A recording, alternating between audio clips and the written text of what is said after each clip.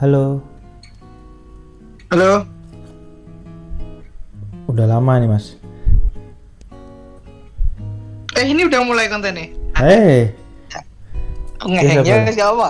Lanjut aja. Oke, udah lama kita libur ya. Udah kelamaan. lama kita libur. Terakhir Karena 1132 kayaknya. Mas Fudo sibuk ujian cunin. Ini beneran sih. Dia lagi IRL-nya lagi sibuk banget. Jadi ya memang makanya kita nggak sempet ya. Ya selain Dan ya, kebetulan emang One Piece lagi banyak break ya. ya kamu Dan juga kita sibuk juga, sih Mas. iya, tapi kan tidak sesibuk kamu. Ya Nah, terakhir tuh makanya ini gimana Mas? kebetulan pas memang lagi sama-sama luang dan kebetulan chapternya juga oke banget nih, makanya ya udah kita sempetin eh dan kesibukan juga udah mulai makin berkurang, kita sempetin review kali ini. Ini chapter berapa ini? Aduh, aku sampai lupa chapter berapa. 1135. 135 ya ya. Ini tuh Nah, kemarin chapternya ini Mas, yang rilisnya nggak biasa, rilis resminya di hari Jumat. Ya habis tahun baruan sih. hmm, aku juga kaget sih. Aku juga udah rilis. Aku soalnya kaget. Aku tuh taunya gara-gara ada temen yang bilang kan, Hmm. eh kalian udah tahu kan kalau chapter ini rilis lah.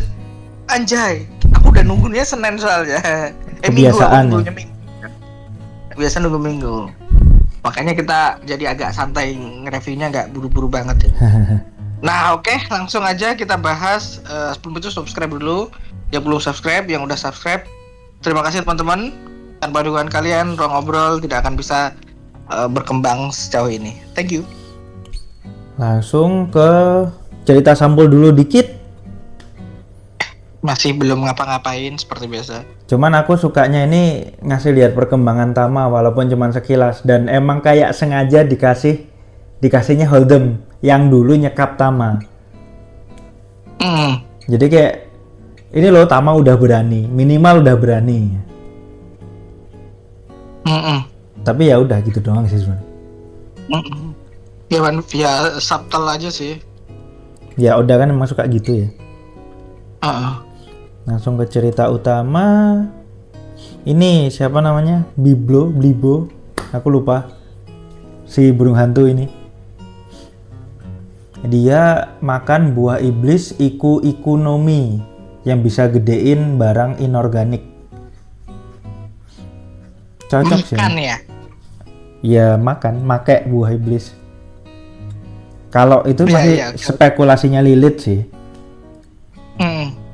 Tapi ya udah, kalau lewat Lilith mah udah hampir pasti bener. Cuman yang menarik dariku sih soal ini tuh ada pemakai buah iblis yang lagi-lagi hewan ya.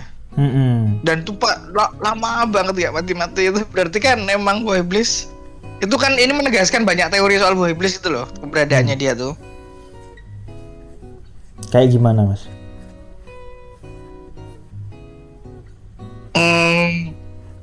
Gimana? Ini tuh cuman bukan ini tuh buah iblis tuh apa ya? Gimana ya? Aku jelasnya agak bingung sih. Agak bingung sendiri aku. Intinya teori-teori soal Vegapunk, terus gimana cara buah iblis tuh bisa hilang dan sebagainya, itu agak terjelaskan karena dia kan udah hidup lama sekali kan. Dan apa ya, buahnya aku lupa, pokoknya ada disebut kalau kekuatan buahnya jadi berevolusi gitu loh.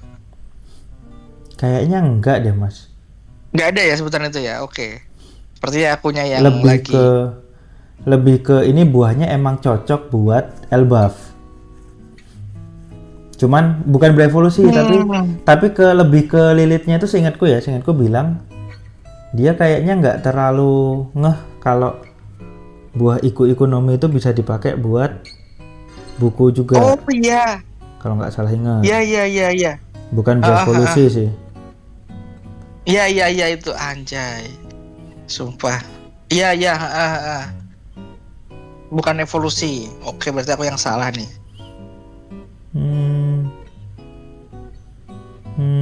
Terus apa namanya? Ini ini kan Iku Aku Nomi. penasarannya itu Hah?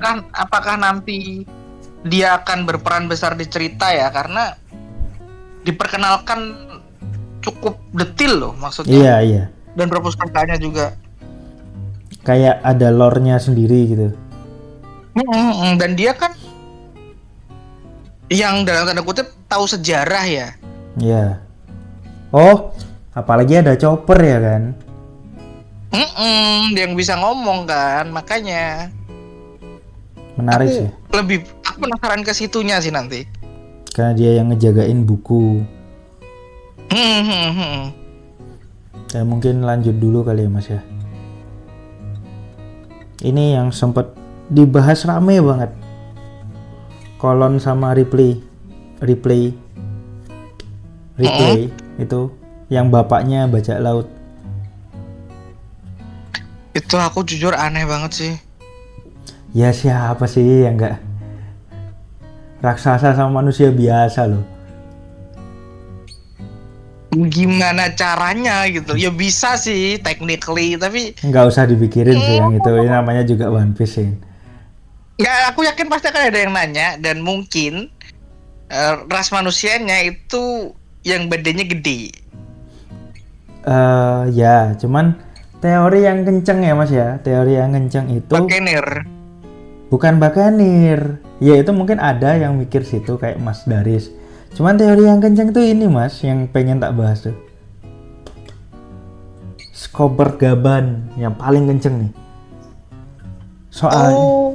Soalnya mantan bajak laut, mantan bajak laut. Bener. Terus teori yang lagi rame soal apa? Orang ini kan paling kenceng teorinya itu Skoper Gaban. Jadi kayak dia itu udah diperkenalkan, salah satu karakter yang diperkenalkan sejak lama, sejak sosoknya itu muncul hampir bareng sama sosoknya Rayleigh, bahkan sebelum mereka dikasih nama. Ingat nggak Mas Haris? Dia kan emang udah muncul di awal waktu flashbacknya Shanks sama Buggy. Cuman nggak ada nama, masih belum tahu namanya. Nah, yang menarik, Shanks waktu ke Elbaf dia tuh sempat bilang chapter berapa 1070-an kalau nggak salah, aku lupa. Mungkin teman-teman bisa ngoreksi kalau teman-teman ada yang ingat. Shanks itu waktu muncul di Elbaf itu dia bilang habis reuni sama teman lama yang sama-sama mengira udah meninggal. Nah, ada yang waktu pertama baca kita pasti mikirnya Dory sama Brogy. Shanks reuni sama Dory Brogy. Nah, ada yang berteori maksudnya Shanks di sini sebenarnya adalah Skoper Gaban. Ya, Gara-gara aku lebih ini. masuk akal Skoper Gaban sih. Jadi kayak petunjuknya, oh ini Crew Roger. Oh ini akrab sama Crocus juga kan orang ini. Jadi kayak orang-orang ini tuh saling terhubung gitu, termasuk bapaknya Koron. Namanya aneh banget sih. Iya, makanya versi bahasa Inggrisnya ditulisnya Colin. Iya, sumpah agak ngawur namanya. Ya itulah. Nah ini teori yang paling kencang sejauh ini. Tapi ya nggak tahu kan, ini kan Oda, kadang nggak kedebak, kadang teori-teorinya kita bisa masuk, kadang enggak gitu, lebih banyak enggaknya. Jadi ya nggak tahu nanti. Terus lanjut dulu kali ya Mas ya, ada yang mau di ini dulu? Enggak aman aku.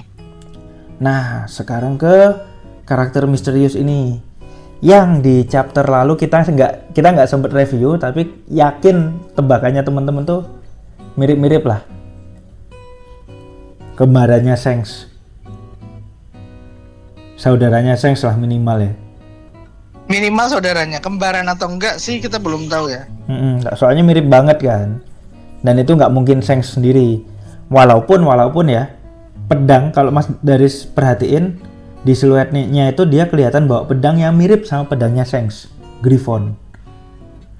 Bisa aja. Aku nggak kecek sih, nggak notice sih. Di siluet ini juga kelihatan sih Mas, cuman kayaknya teman-teman ketutupan. Teman-teman yang nonton di Sebenarnya kelihatan YouTube tapi ketutupan. Kecil banget. Nah, tapi kalau di sini kita masih belum tahu banget soal kembarannya Shanks ya dalam tanda kutip.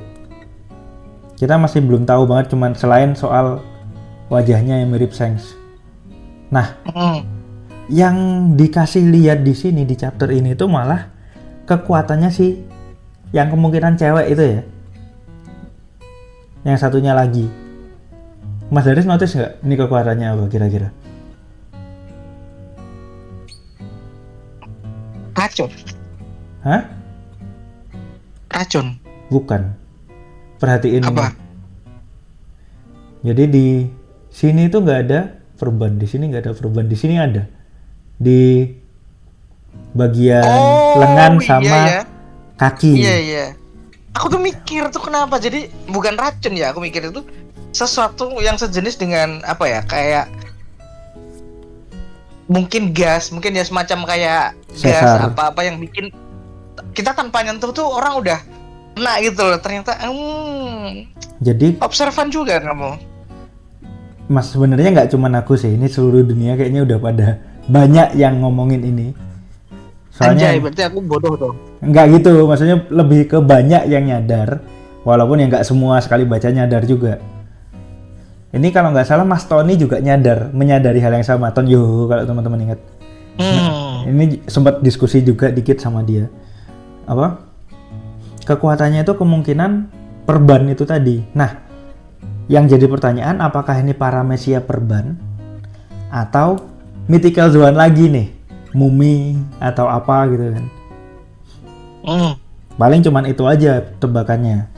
Yang menarik gayanya si cewek ini arogan, Mas. Kayak saking arogannya dia maksa raksasa ini buat berlutut dengan cara ini. Ini nice detail sih, emang kayak cewek ini kayak, kamu ngomongnya kayak gitu, kamu harusnya tunduk sama aku kayak gitu. Nggak sabar banget sih ini bakal jadi villain utamanya. Tapi yang jadi pertanyaan kenapa mereka nyari Loki, Mas? Menurut Mas Daris gimana? Aku jujur aku belum dapat data sih, datanya kurang. Yang paling dekat itu kan adalah ternyata tuh Loki bisa, ini udah kamu tunjukin ya. Loki ternyata bisa mengakses dunia luar somehow. Karena Nah, kenalannya ini. jadi aku kan bilang sesimpel dia itu punya sahabat pena. Ya. Nah, dan kemungkinan sahabat penanya nggak cuma satu. Oh, bisa jadi nggak ada hubungannya ya sama ini ya? Bisa jadi bukan ini, karena ini terlihat baik. Make sense. Kemungkinan lain adalah percakapannya disadap oleh pemerintah dunia. Makanya bisa di-intercept. Iya, aku sempat kepikiran hal yang sama. Soalnya karakter ini tuh daripada terlihat baik, lebih ke dia menyadari kebaikan di balik ucapan Loki. Benar, dan itu kan memperlihatkan kalau karakternya Bijak lah minimal ya. at the very least gak jahat. Iya, wise lah. At the minimal. very least gak ada di sisi antagonis mungkin. Nah, cuman yang aku perhatikan adalah aku nggak tahu ini akan kita bahas atau enggak ya, tapi kenapa timingnya sekarang? Kenapa nggak dari dulu ya?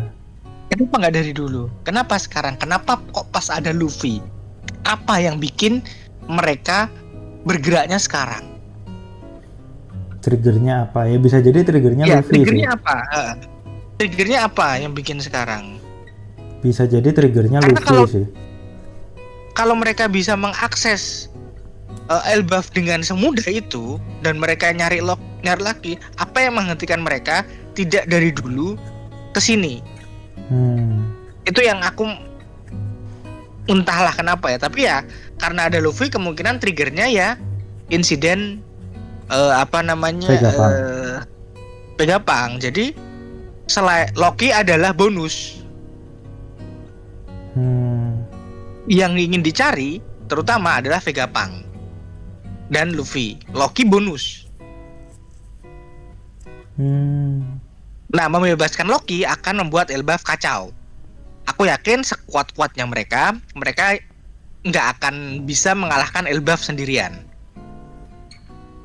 Bisa jadi Loki ini Jadi, bakal atom- pakaian ini ya, kayak kambing hitam.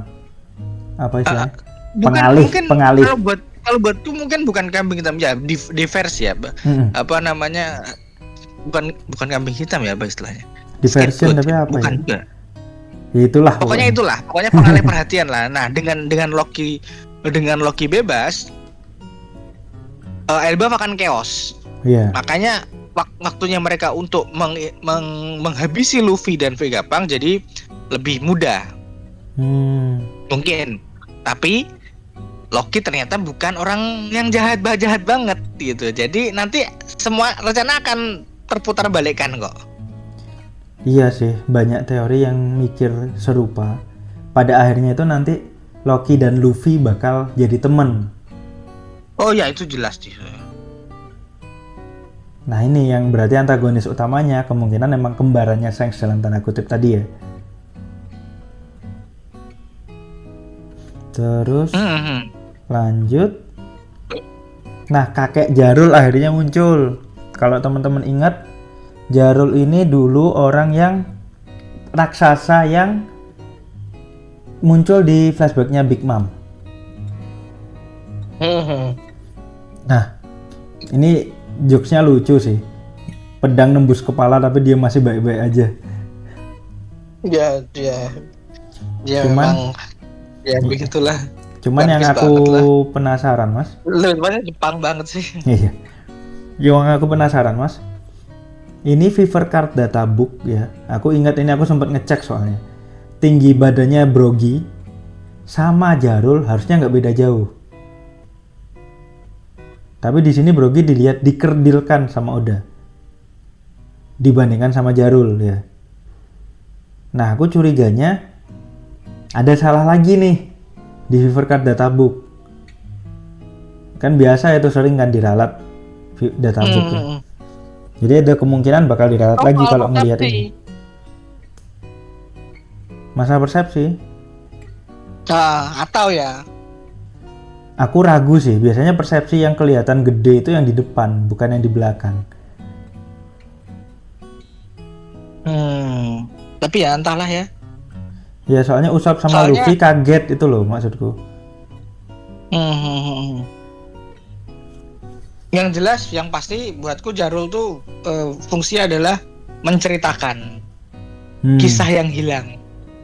Bakal ada lore yang menarik yang dibahas yang jelas ya. Ya ini udah jelas Elbaf akan full lore ini. Bakal banyak cerita latar cerita masa lalu. World buildingnya bakal kerasa banget ini nanti. Bener. Ya mungkin dah itu dulu kali ya mas ya. Itu dulu kita minggu depan libur nggak sih? Kurang tahu ya, aku nggak ingat. Kayaknya libur deh, 19 Januari deh aku ngecek kayaknya sih. Udah. Jadi kayaknya akan, iya 19 Januari. kalau kami nggak sibuk mungkin kita akan bahas sesuatu ya, tapi kalau kami sibuk kayaknya akan kosong lagi atau diisi yang lain sih. Oke, itu aja soal One Piece chapter kali ini. Jangan lupa follow medsos Ruang Ngobrol dan medsosnya OPFC yang ada di deskripsi. Sampai ketemu di konten One Piece selanjutnya. Thank you. Thank you.